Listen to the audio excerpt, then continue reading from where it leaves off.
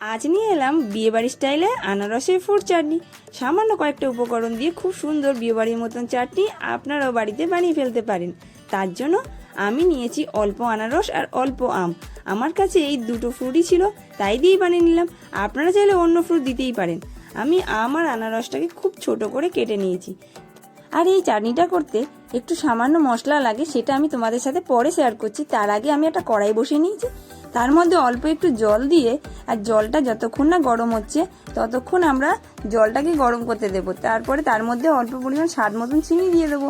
তোমরা যেমন চিনি খাও তেমনভাবেই চিনিটা দেবে। আমার এই আনারসটা পাকা ছিল, গাছ পাকা, আগের ভিডিওতে তোমাদের সাথে আমি শেয়ার করেছিলাম।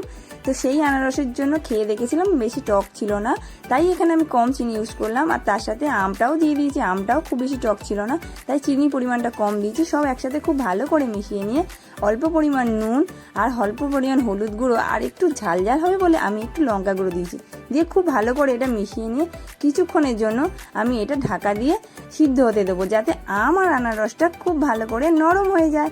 আর এদিকে মশলার জন্য আমি নিয়েছি একটু মৌরি আর একটু জিরে, খুব ভালো করে শুকনো খোলায় গরম করে নিয়ে আর একটু গুঁড়ো করে নিতে হবে। এবার আমি এই মশলাটা চাটনিতে দিলে চাটনির স্বাদটা দ্বিগুণ হয়ে যায়।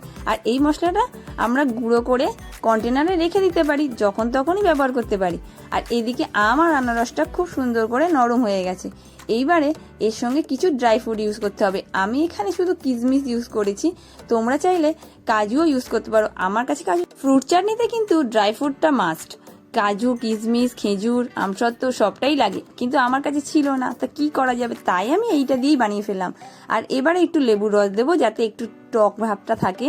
আর সেই ভাজা মশলাটা দিয়ে খুব ভালো করে মিশিয়ে নেবো। বিশ্বাস করো, এই চাটনিটা কিন্তু খারাপ হয়নি, কিন্তু একবার হলে বানিয়ে দেখতে পারো এরকমভাবে, ঘরোয়া উপায়, ঘরোয়া পদ্ধতিতে ফ্রুট চাটনি। আর এইটা তোমরা অনেক দিন ধরে বয়েমে করে রেখে সংরক্ষণও করতে পারো, যাতে অনেক দিন থাকে। আর দ্বিতীয় কথা, এই চাটনিটা দিয়ে শুধু ভাত নয়, এই চাটনিটা দিয়ে রুটিও খেতে ভালো লাগে। আমার তো ভীষণ পছন্দ লাগে। আর তোমরা কারা কারা এই আনারসের চাটনি খেতে পছন্দ করো সেটা কিন্তু আমাদেরকে জানিও। আর আমার এই ভিডিওটা কেমন লাগলো সেটাও কমেন্ট করে জানিও। সবাই সুস্থ থেকো আর ভালো থেকো, আর নতুন নতুন রেসিপি দেখতে থাকো।